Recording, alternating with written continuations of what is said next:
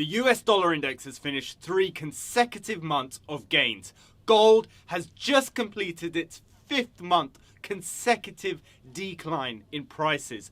Could we finally see an exhaustion of these moves? In this video, we're going to analyze this next.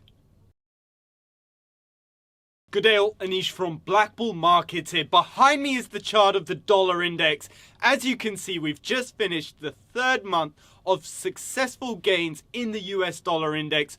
Traders all around the globe have experienced a relentless US dollar, and it's really taken a toll across global currency markets and of course in the metals markets, where we're seeing a lot of pressure to the downside on both gold and silver.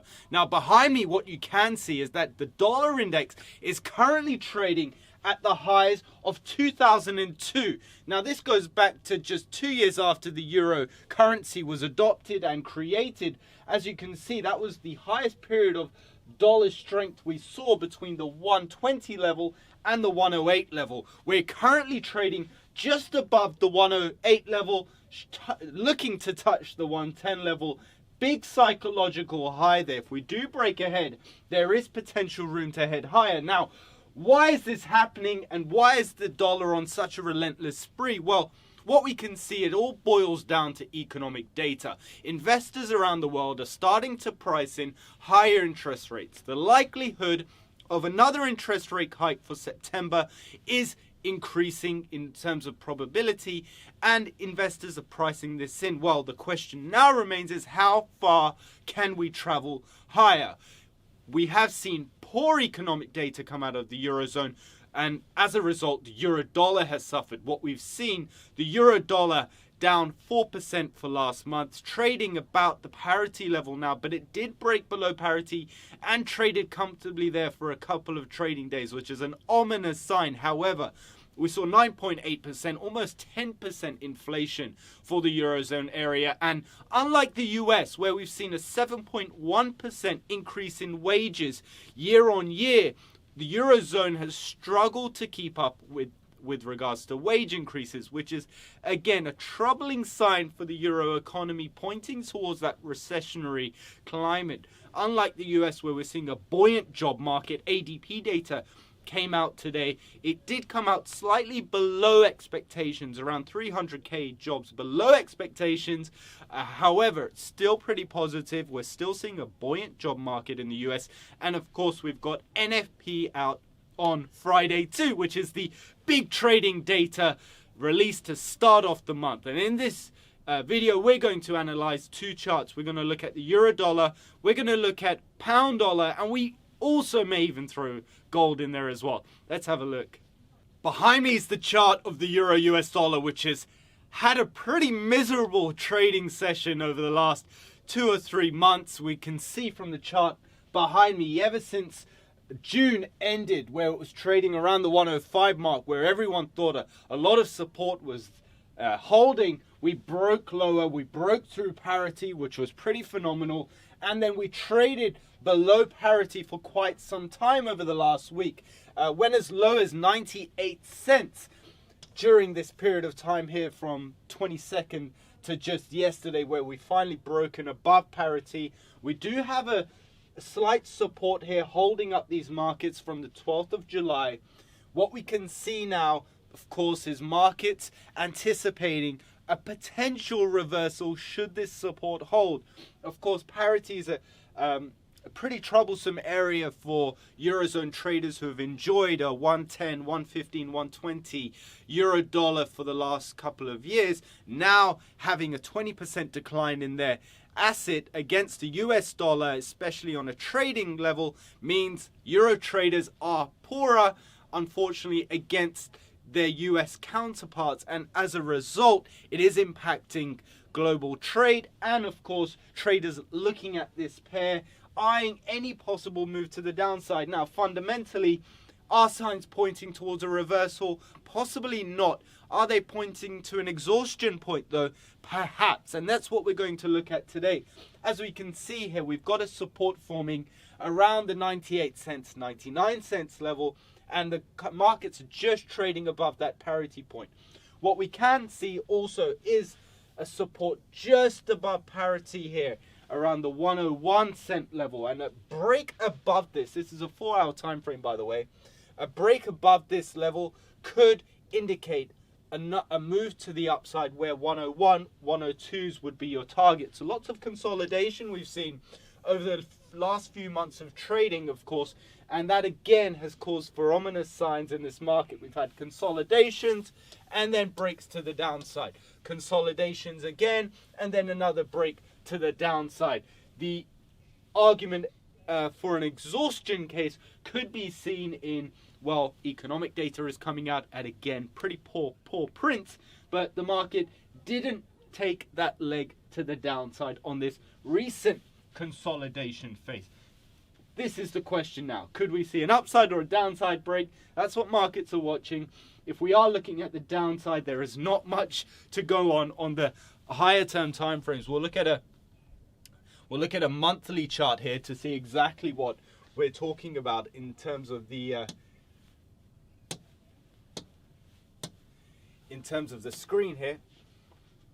This is a monthly time frame now, and what we can see is that if we were to break further lower on the euro dollar, the space to run rampant is open and clear. You're looking at 96 cents potentially as low as you can go, where we did have some support forming all the way back in 2001. Now this is a 20-year low, multi-decade low in the euro dollar. What we can see though is that the support was pretty strong as soon as the euro dollar did form. The euro currency rather formed at the beginning of that decade. So that's where we're operating now. It's a very ominous time for the euro dollar. Let's see what happens. We're going to skip now onto the pound dollar chart, which again is looking for more room to head to the downside. And we're going to look at some potential support levels that you could probably draw out on your chart as well. Behind me, the pound against the dollar. Now the pound dollar's already lost around 4% for the trading month. As you can see, following in its euro counterpart's footsteps, it's a pretty relentless move to the downside. Fundamentals in the UK, similar to the Eurozone, are not picking up as investors would have liked, especially in comparison to its US counterparts. And on the interest rate front, also the political climate in the UK is still somewhat uncertain with a new leader stepping in. So again, what we can see though on the left is a stronger area of support for the pound dollar to trade in, where we saw back in February 2020, which was arguably a flash crash move post that big COVID FX sell-off, or buy perhaps in the US dollar and sell off on the respective counter currencies. We've got a price to aim at. That's just below the 114 mark. We're currently trading at 158. The way this candle is moving and has opened, in fact, for this week is pretty bearish. We're currently operating at those lows, 115.82. If we skip to a lower term time frame, we can see that price action in full effect. So this is a 1-hour chart now, and what we can see slides to the downside. Similar with that euro dollar position, we saw a consolidation and a break to the downside, consolidation and a break to the downside. That is exactly what we're picking up on these pound dollar charts as well. So a lot of consolidation period. We've got this trend line forming as well on the pound dollar on these lower term time frames, which is pointing towards more downside. So the pound, unlike the euro dollar, slightly more ominous again for more potential moves heading lower to a comfortable trading area, where we again could find some support. But as on those higher term time frames, what we still got a bit of a way to go to get down there. Now the final chart we're going to touch on, as mentioned at the beginning of this video, is gold. So let's have a quick look at the gold chart. Now, if you watched our last video, we were looking at gold trading around the 1720 level, and that was a near-term support area. That support broke down as the dollar continued to strengthen, of course. Now, though, gold, of course, has finished its 5th month of declining in prices, and it's now looking more likely with this new month starting, that we could continue to see a move back down to 1680 to try and retest that support. We're trading just above the 1700 an ounce mark, gold is looking pretty bearish, and like we've seen right across these charts here, starting with that fundamental dollar index chart, which is trading at that 20-year high, another break to the upside has room to head higher. Looking at those highs at the 120 level on the dollar index from the 108s where we're currently sitting, we could potentially see gold head to the downside if that does happen on the dollar index. And we've got a clear support to aim at now. It's at 1680 level. I've drawn this fib also from the all-time high 2070 an ounce all the way down to these lows here that we saw a strong support area back in 2019. And what we can see is the fib lines up perfect with that support level 2 at 1681, where it's drawn out here on this chart.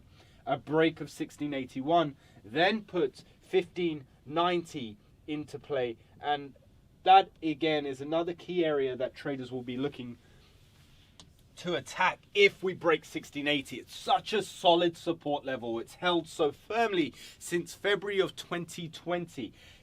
Gold doesn't traditionally like trading below that, especially not in recent times. Fundamentals actually point to a higher value of gold, but it's again all about how much those interest rates can keep up and curb that inflationary pressure we're seeing globally.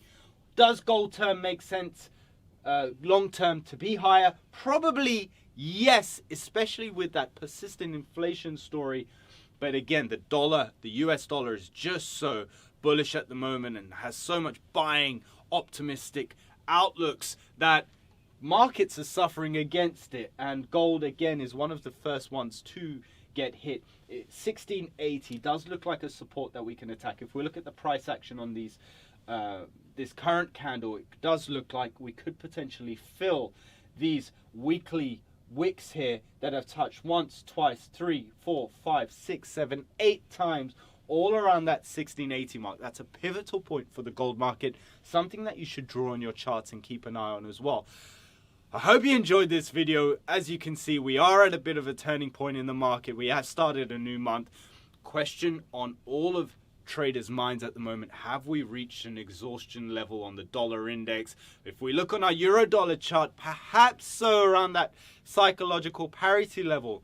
The pound dollar looks like it could have some more traveling to do to the downside, and so does gold. So if you are watching these markets, do trade safe, stay close to your charts, and all the best of luck.